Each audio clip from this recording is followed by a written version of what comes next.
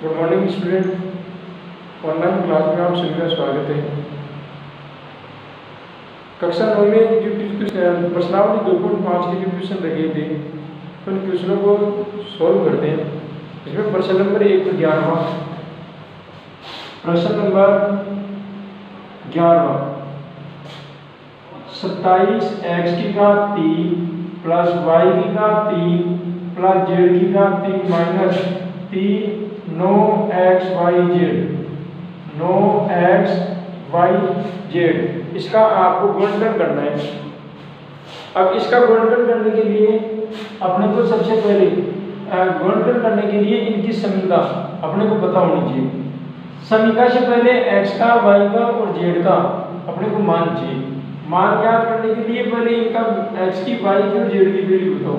तो इसकी वैल्यू तो होगी 3x की घात 3, इसका घनमूल करेंगे, प्लस y की होगी y की घात 3 की y का क्यूब और z की वैल्यू होगी z की क्यूब, माइनस 3 इंटू x की वैल्यू 3x, y की वैल्यू y और z की value z।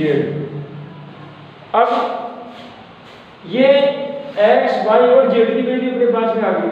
a cube, x cube, y cube और z क्यूब इनकी समीकरण और माइनस 3xy की समीकरण क्या कहती है? सर्व समीकरण। सर्व समीकरण यानी कि x cube plus y cube plus z cube minus 3xyz। इस सर्व समीकरण का विस्तार x plus y plus z, x square plus y square plus z square minus xy minus yz minus zx minus zx। अब इस सर्व समीकरण का विस्तार करने के लिए जो भी x की, y की और z की जो वैल्यू है वो सर्व समीकरण में अपने को रखना है। रखिए x की वैल्यू कितनी है?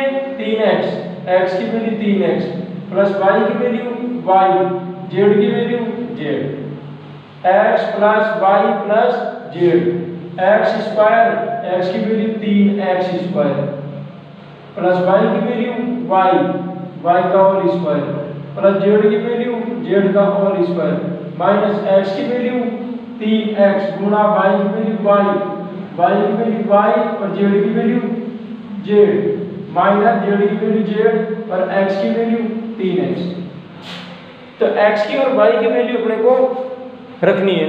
इसके बाद इनकी जो घात लगे उस घात को सोल्व करो, इनका विस्तार हो जाएगा।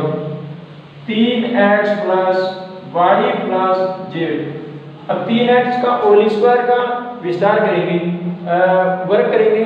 3x का होल स्क्वायर का 9x square plus y square का y स्क्वायर, z स्क्वायर का z स्क्वायर माइनस 3x को y से गुणा करना है 3xy माइनस y को z से गुणा करना है yz माइनस z को गुणा करना है 3x से, तो 3 को x से गुणा करना है 3xz या 3zx, 3zx। इस प्रकार से इस सर्व समीकरण का विस्तार हो जाएगा। अगला क्वेश्चन देखिए,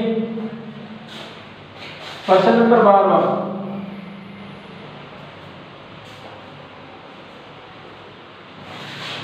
प्रश्न नंबर 12। प्रश्न नंबर 12 क्या कहता है? आपको सत्यापित करना है, आपको सिद्ध करना है।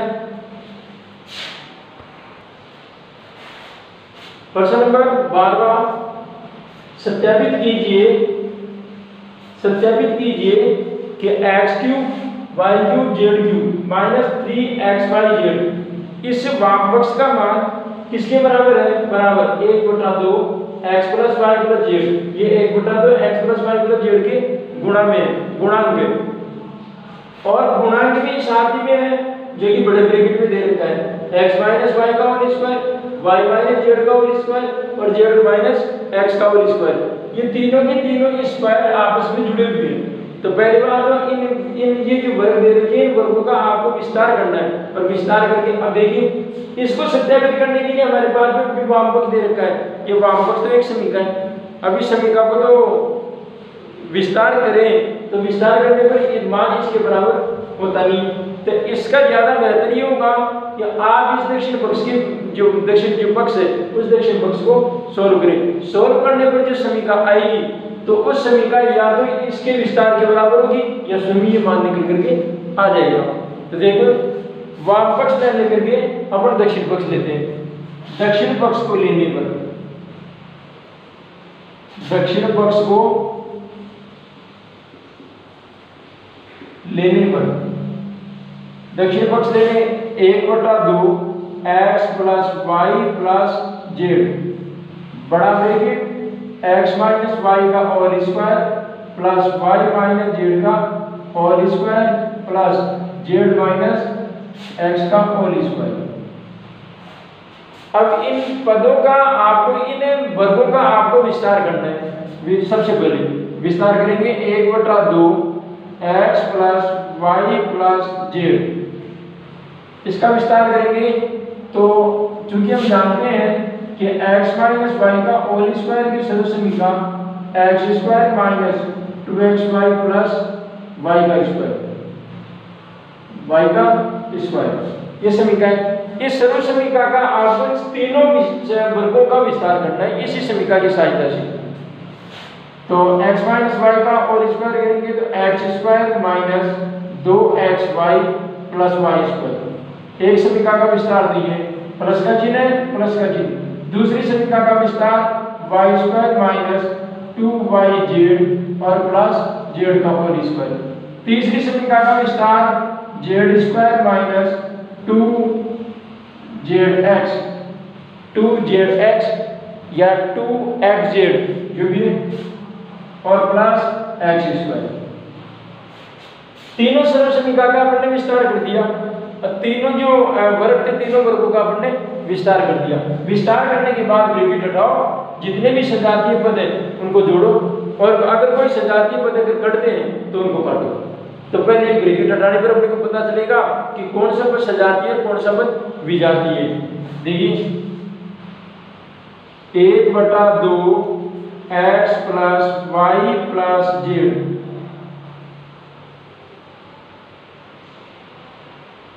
ब्रैकेट हटाएंगे x square minus 2xy plus y square plus y square minus 2yz plus z square plus z square minus 2zx plus x square.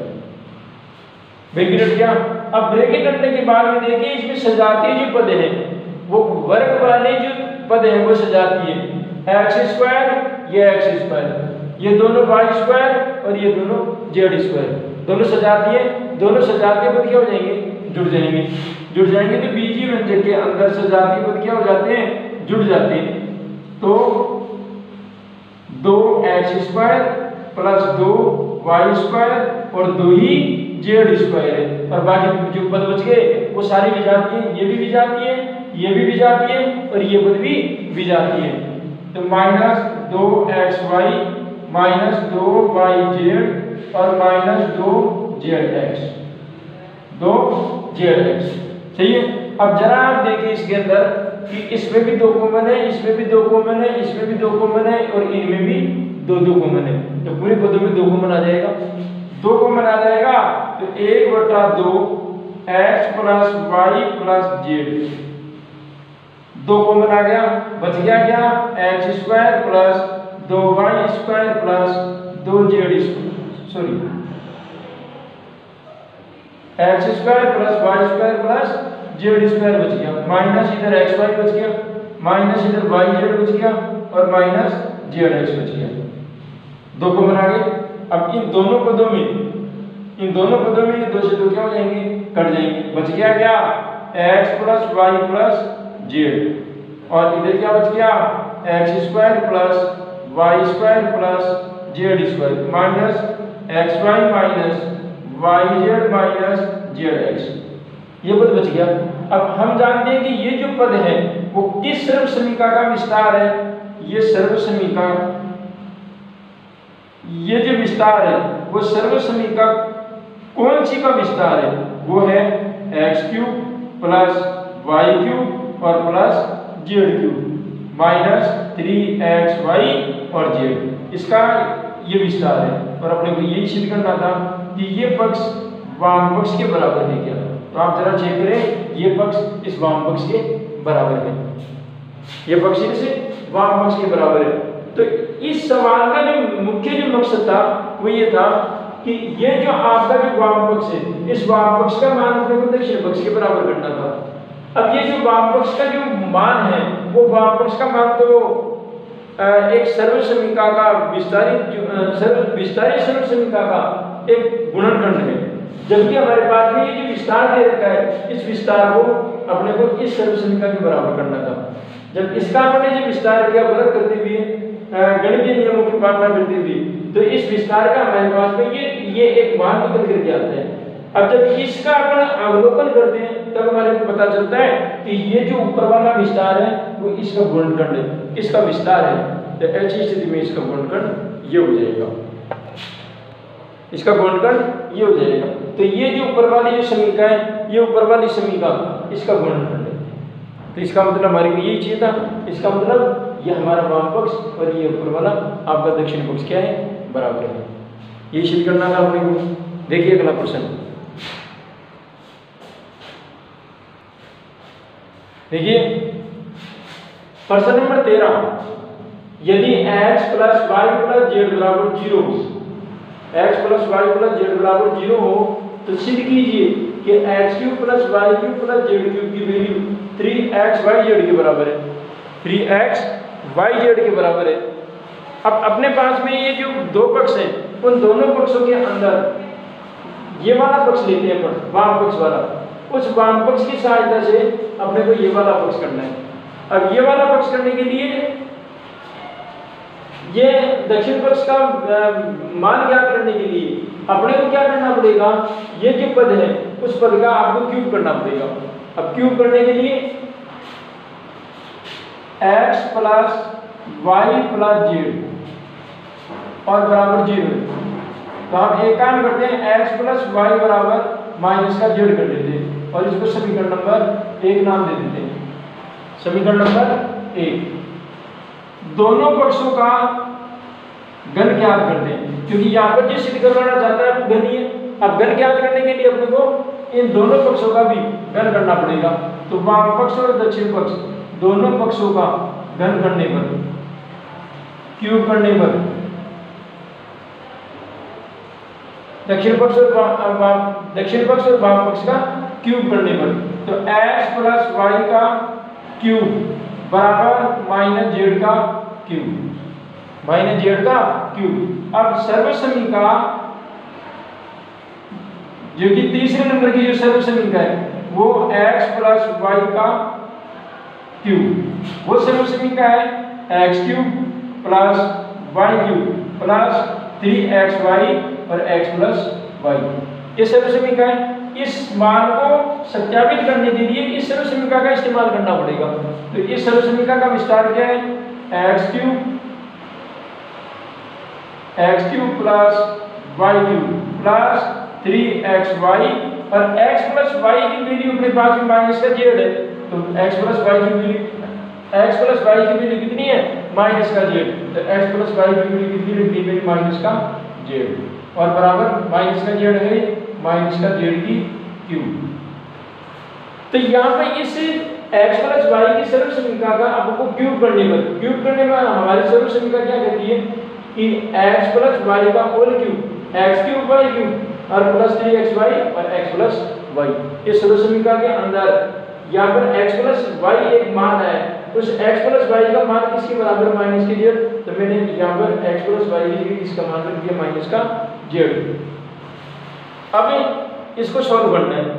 अब सॉल्व करने के लिए पहले बात तो इनको गुणा करो, गुणा करने पर x cube plus y cube, ये देखो ये 3xy जेड से मल्टीप्लाई हो रहा है, गुणा हो रहा है।